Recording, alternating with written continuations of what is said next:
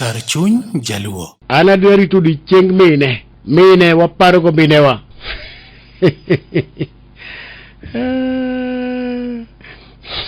Kora keni minwa neno na kalo ndalo nyumbo ne kalo chieng' moro choko chiro chia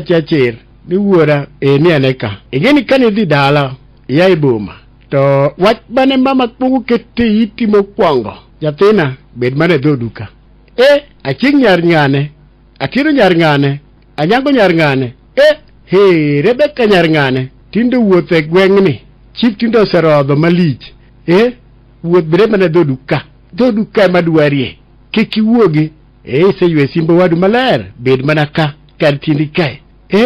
Joyce nyar ng'ane tindo ke abuba e gweng'ni te abuba oke ke gweng'ni te mano endo spirit governor mane minwa tiyo godo nyathina tiendi dik tiendi nyathina dik tiendi bed mana ka gik midwaro mago wadu gini nitie ka radio moro nitie akitinde boywak wanyalo oro nyathi moro bed go mana simba kanyo endo dik tiendi Joyce nyar ng'ane oseke abuba ka matinde chief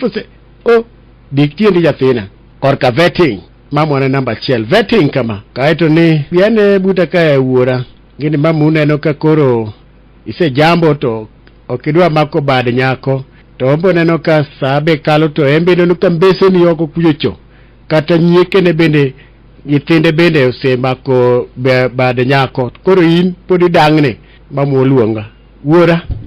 ni ane bedane piny koro wabede kore ndiri wacho kama nyathina ngini nyathina manachako owadwa neruwe manachaki adwa ni ibed kod jarit makori adwaro mondo yud ng'etni seche ko wacha kama nachako ng'ur kech ng'ina luor ni mamwada sero na yawo ni chika iti kaka wuyo kodi ni awuyo kodi kaka ng'amowar ng'amokwa adwa ni bed gi ng'etni ago machiemo an gi nyako moro mwaloko godo sondu mino ne uso ga kitungu an gi nyako moro mwauso godo waloko go ala sondu nyako maber kata jo dala gi wae dala maber kata chako ngura da chung ni kaluongi mondo awuok kodi e wach maber mar ngima to ida chaki kidhori nade kama no kidware kwera to bende